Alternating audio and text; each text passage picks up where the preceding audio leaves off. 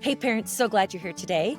I get to interview a gentleman named Paul King. He is a dad with a lived experience, and he started his own podcast, and it's called Family Support in Addiction Recovery.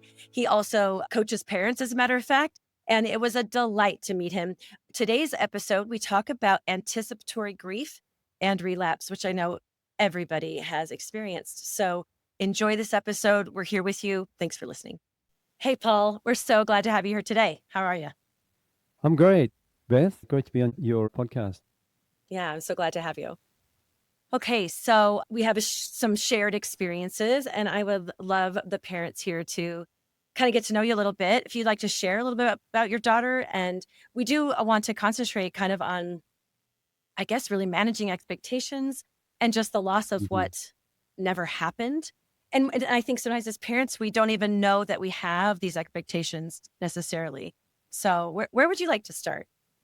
Sure. Well, we can start a little bit with my story. So, my daughter, she's now 31. And when she was around 14, 15, she started, let's just call it playing up and started drinking. And actually, it all started when we found out that she was sneaking out at night. We didn't even realize. And Yeah. she was sneaking out in the middle of the night. And what was amazing is that where she was going, there were to like some local parks and that. And there was like 1 or 200 other teenagers all Mm. there drinking and doing, like smoking weed and all that sort of stuff, like in the middle of the night. And then they'd all go back home and the parents completely oblivious to it. So, boy, that was the first of many shocks. Oh my And gosh, yeah. yeah. And then it just, got worse and worse. And she had a terrible accident where she got burnt to like 13% of her body. And then after that, she was actually set on fire. This is a terrible thing about it Oh by my another goodness, girl. that's Yeah. awful. Yeah. And then after that, she really went off the rails. She was on the street for 40 days. And then, she got into much heavier drug use over many years. And obviously that trauma that she had is compounded by so much more trauma along the way, you know, Yeah. with the drug use, all the things that terrible things that happen. Yeah, that's devastating. Yeah. But she was, like every parent, this sweet, lovely little girl, and you always think of your children like that, right? So, Yeah. and she actually used to be a really great violin player, believe it or not. When she was 5 years old, she got up on the stage at the school concert and played a little song. And Oh, her violin teacher, who was part of like the symphony in the past, he said, like, she's really talented at that. And, my dream and my thoughts were mm. she's going to grow up and be part of the Sydney Symphony Orchestra. Sure. you Yeah. know yeah, and she used to be in a youth orchestra, and we used to go, and there was beautiful concerts and everything. And it did, unfortunately, it did not turn out like that. So there, this loss of what I thought her life would be and our life would be with her.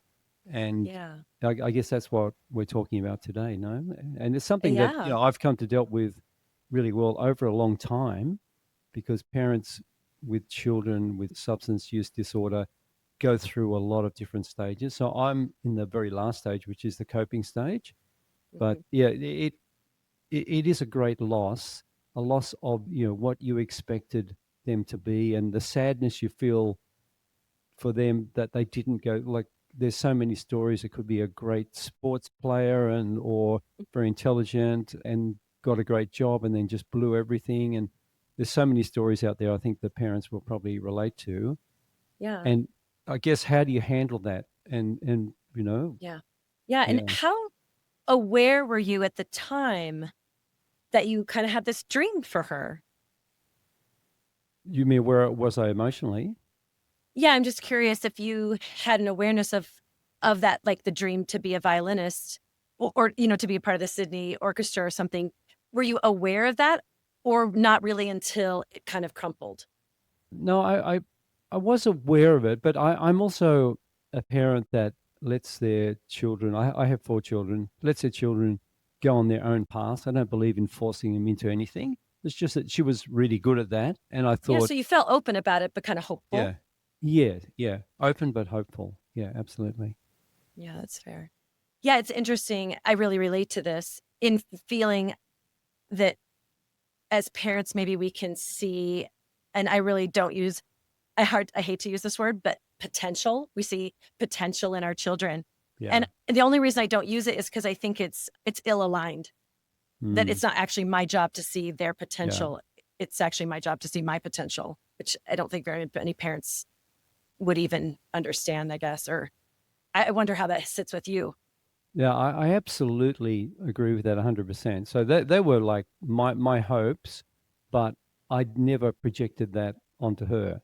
And so with all my kids, they're all gone off and done different things. And I really believe, even not just with children, with adults as well, if you're not aligned with the things that you're passionate about, and it's, you know, you won't you won't be that happy. And I've had that experience as well. Like I practice homeopathy, which is not that well known here in Australia, for 10 years.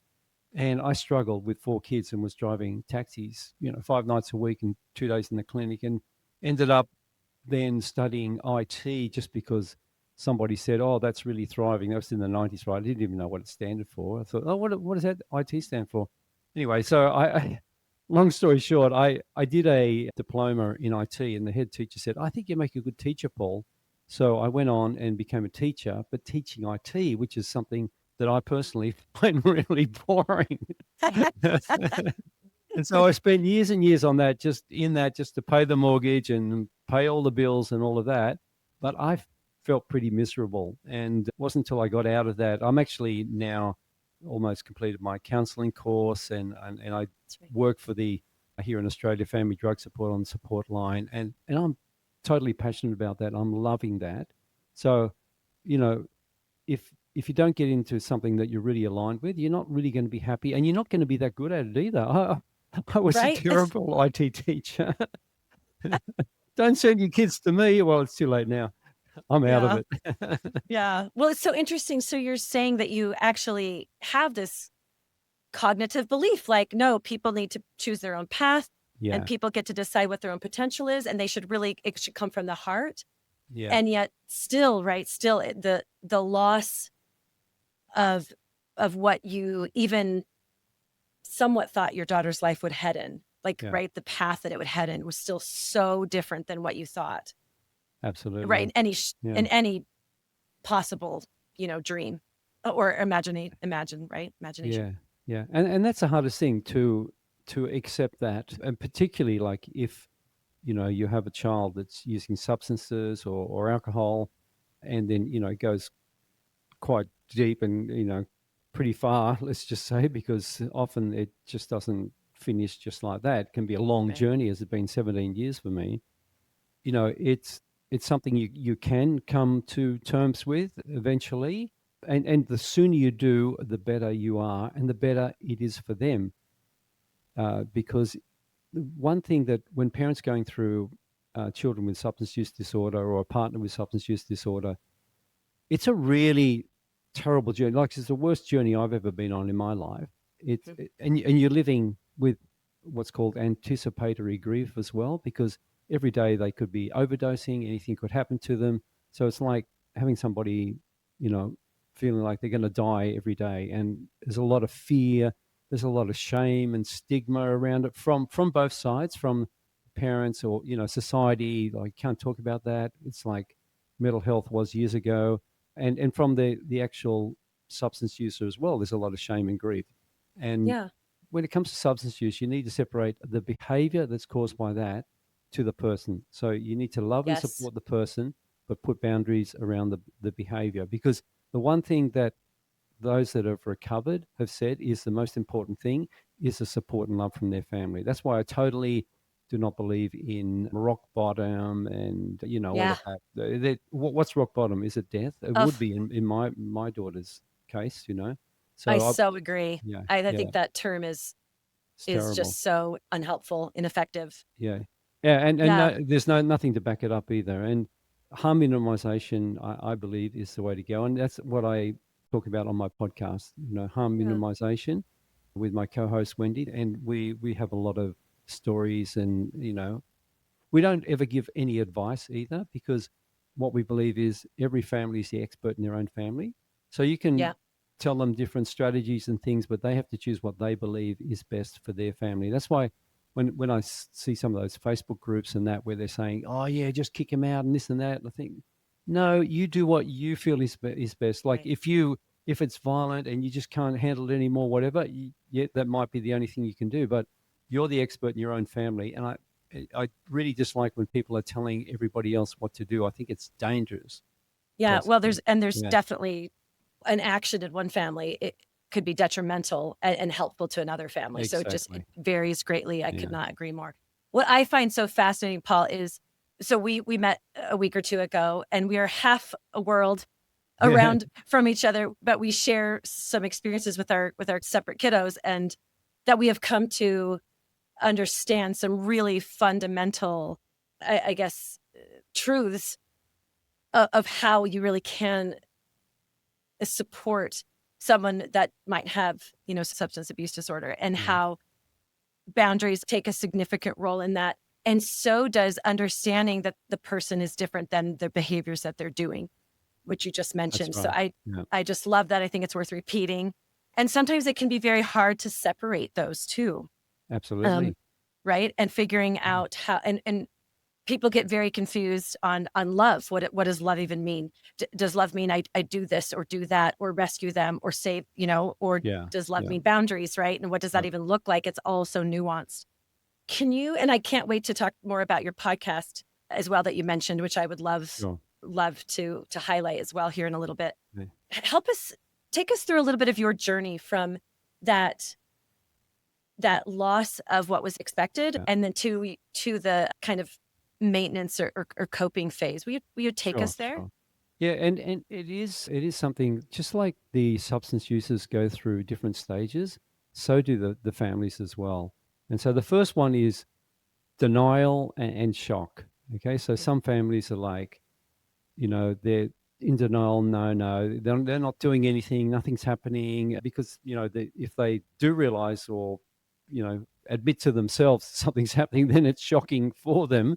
And so, yeah, I was pretty shocked. And then the next stage is trying to fix. Okay, so you're in shock, so you're trying to fix. Oh, okay, just got to fix it. Just got to get it into rehab. And unfortunately, that's not always the answer. And there's stages they go through. They actually, on average, they relapse at least 7 times, like even going Mhm. to rehab, and they need to be ready for that as well.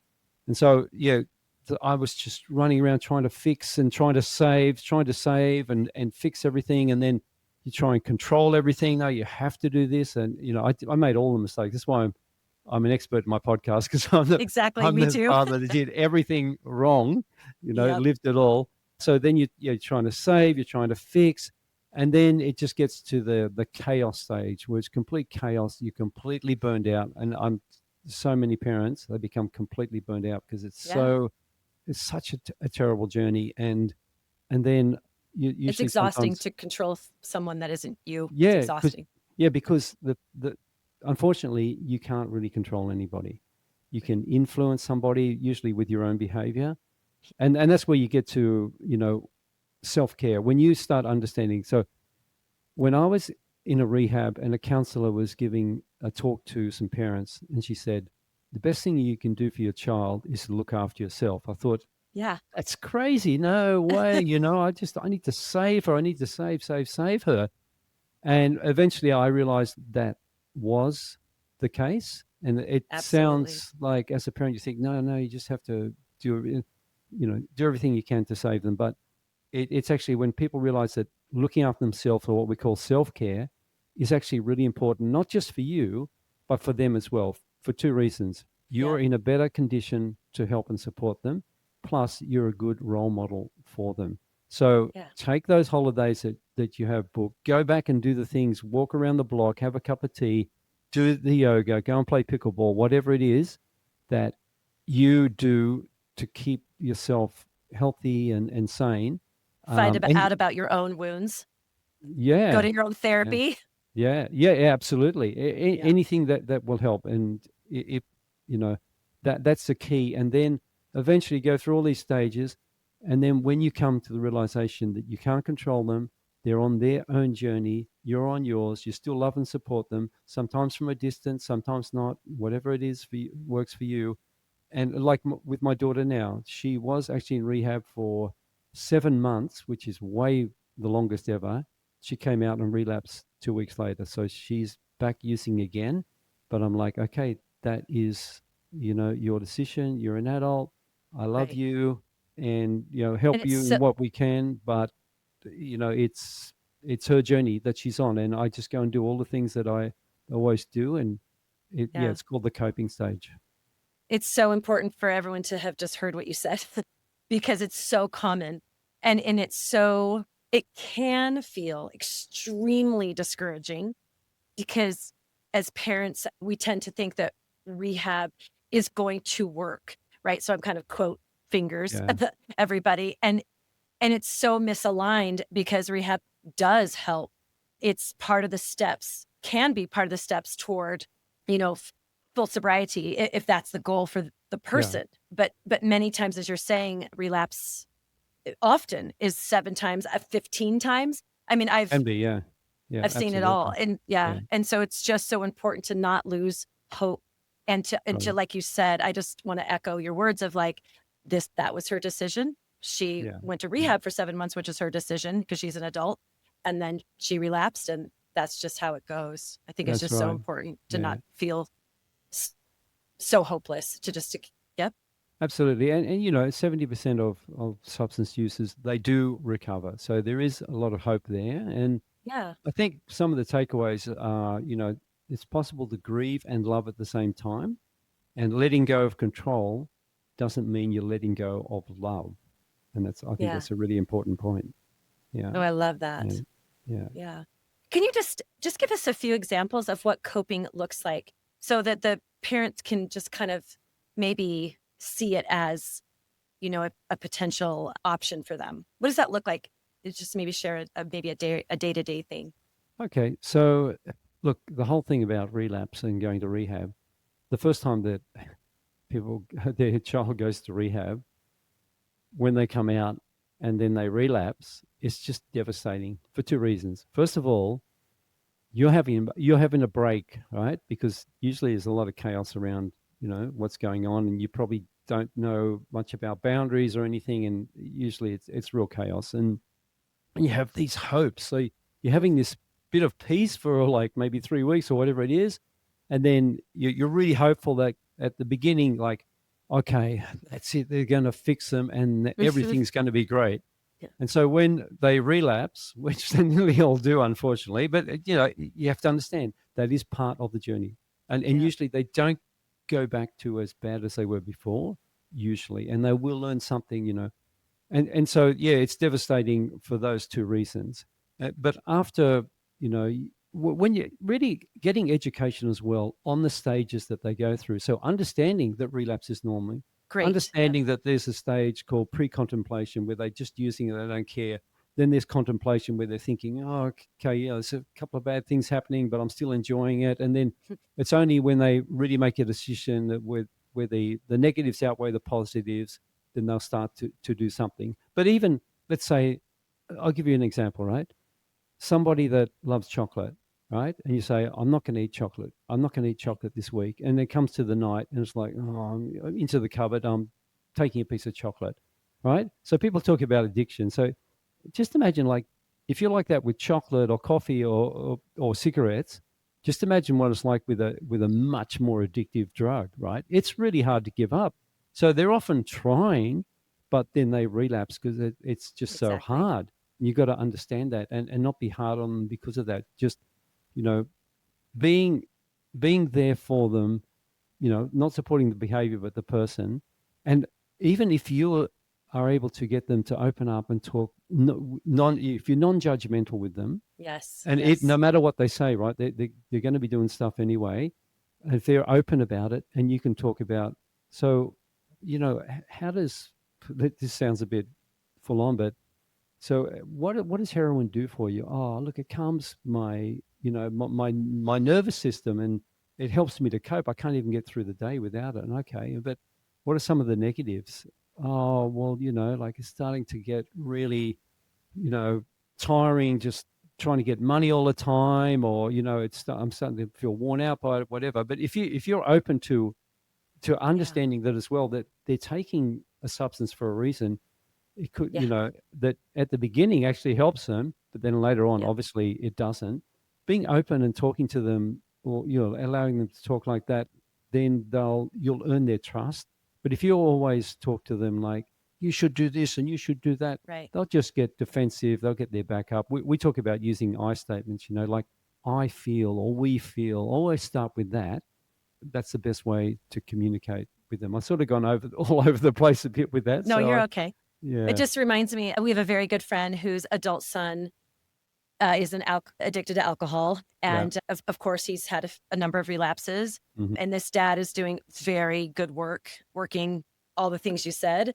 yeah, And he recently relapsed. And the dad just said, "Hey, I'm here for you. Is there anything I beautiful. can do for you?"